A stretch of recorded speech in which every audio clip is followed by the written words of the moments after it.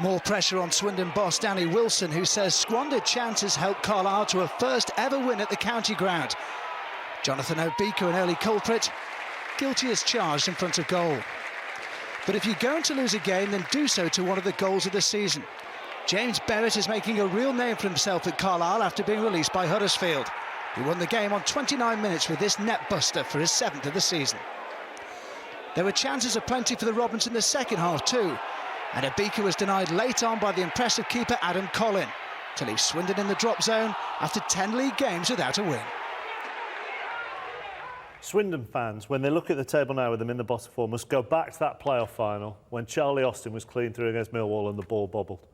Yeah, I mean, so much has happened, hasn't it? I mean, lost probably the 3 best players, Charlie Austin, Billy Painter, and obviously Gordon Greer. So, you know, the whole the spine, isn't it? Yeah, absolutely. The mainstay of their side is gone. As you say, the fine margins are. They would probably have all have stayed if he'd managed to win that game. Yeah, it's a desperate battle for survival worthy of any natural history programme. Just a third of the season to go and Yeovil, Swindon and Bristol Rovers are stuck in a relegation fight. Now, it's very tight at the bottom of League One with just 3 points separating our trio at the moment. There's one glimmer of brightness though. Plymouth are about to be deducted 10 points because of their financial problems, which would take them to the bottom of the table, giving our strugglers a foot up. Alistair Durden now looks at what the next 3 months has in store. It's been a season of struggle in the West. High expectations haven't been matched. Some have paid the price. With just 2.5 months to go, the job for these 3 men is to save their sides from the drop to League Two. A 10-game run without a win has left Danny Wilson Swindon in the relegation zone. And after a difficult game at Southampton this weekend, they have vital matches coming up against 3 fellow strugglers. The manager is also having to win back frustrated supporters at the county ground. We can't afford to get embroiled in that. We can't afford to be thinking the same, that other people may think. We have to go out and try and do a job and try and get a big result at Southampton. It's been done before at Charlton. So we have to believe we can do that again. Bristol Rovers are off the bottom, and after a run of games against the top sides, they now have a month of matches that look much more winnable. Saturday's success against Oldham was only their 2nd in 4 months, but it's something for Dave Penny to build on. It's nice to come here, obviously with 3 points, and obviously with a clean sheet as well. It's been long overdue as a clean sheet. The last one we had was early doors against Hartlepool, and then we managed to go on and win Swindon, and today we've got a clean sheet and managed to beat a good side in Oldham. Terry Skirreton and Yeovil have been pulled back into trouble. They're just outside of the relegation zone.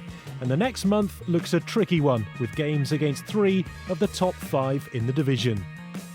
Survival will mean a successful job done, and with a third of the season to go, could all 3 yet pull off the great escape? Alistair Durden, BBC, Points West. It's 10 league matches without a win now for Swindon. James Berrett with the only goal. Yeah, what a goal it was. Look at that. I mean, when you're up against it, those are the sorts of goals that are always going. I just feel for Swindon at the moment. Danny Wilson says they're not taking their chances. There's a definite lack of confidence, but they're still good enough and they should be taking these sorts of chances. I think on another day, this might go in. Yes, Charlie Austin is gone, but when you get chances like this 2v1 and you don't pick out the early pass, you're always going to be in for problems, and that's why they're in that bottom 4. They need to shake themselves out of it quickly, or they could be in problems.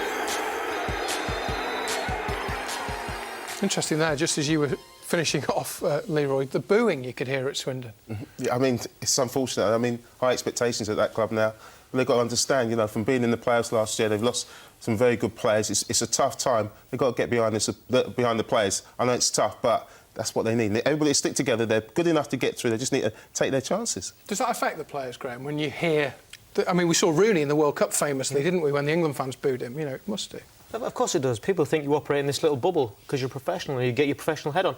But it doesn't. When you hear that thrown at you from your supporters, it hurts a lot, but you've got to deal with it. The only way they can turn it around is good performances, winning the games, taking your chances and giving the supporters something to smile about. Let's have a look at a little graphic that we've pulled together, which is sort of a form table, if you like. It shows the last 5 league games, but just exactly how badly the sides in the West are doing at the moment. Swindon right down there in League One, barely taking any points from their last few. It's there in black and white, isn't it? Absolutely, but when you get that, like Bristol Rovers, they got that win and it's so easy to go on the roll. And and and for Swindon, it's getting that win, just getting over. That was a decent performance, on Saturday. So if they can get that win and then get on the roll, and you can easily pick up 6-9 points and get out of trouble. And that's what all those teams will be looking for. Momentum's massive. If you can get the momentum now, push you up into the playoffs or drag you out of that relegation zone, momentum is a key word, and it's something that should be reinforced all the time. And we saw that Swindon are creating chances. They're creating chances, they're getting into the areas, they just can't get the ball between the big white things. I mean, it's just that problem. I just say, there's not enough commitment in the finishing. You can see it's tentative. You want someone to really put their foot through the ball and just smash it in the back of the net. That header by Obika, if he puts his head through it, it's a goal. But you can understand why they're tentative. It's nerves. Dave Kitson last week put his head right in where it hurt, got some of his teeth battered out, but that's just the kind of thing you have to do. Defenders put their bodies on the line, forwards have to put their bodies on the line. They just need one to go on off someone's kneecap, I think.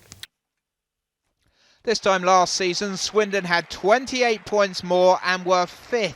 It's a different story this term, no win in the last 9, and they're 2 points away from safety. Midway through the first half, Liam Noble, on loan from Sunderland, started the Carlisle move. Matt Robson and Francois Zoko both involved. Noble's shot flew just over. Almost immediately afterwards, Swindon came back. JP McGovern found Scott Cuthbert with the header.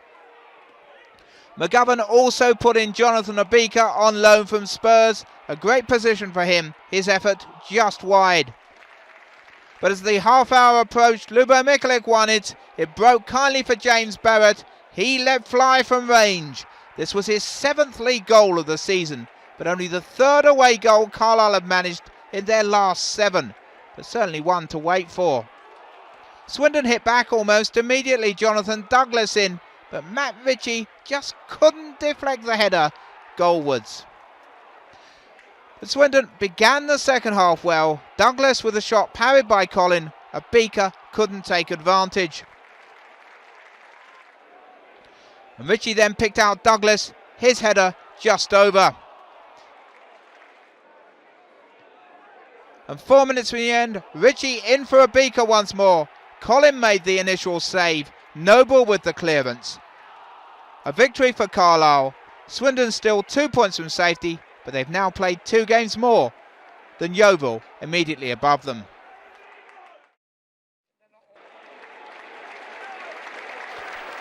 Swindon were desperate for a change of fortune. The Robins came into this fixture without a win in 9 games, having collected just 3 points in that time.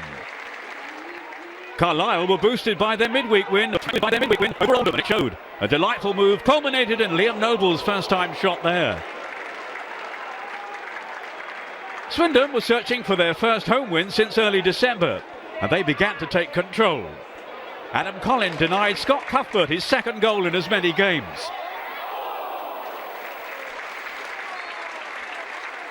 Goals have proved hard to come by for the Robins, which explains Jonathan Obika's recent arrival.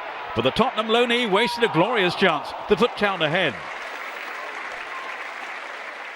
And Swindon were left to rue that missed opportunity as Carlisle took the lead just before the half hour.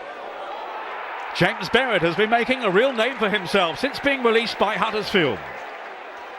Another chance went begging for the home side before the interval.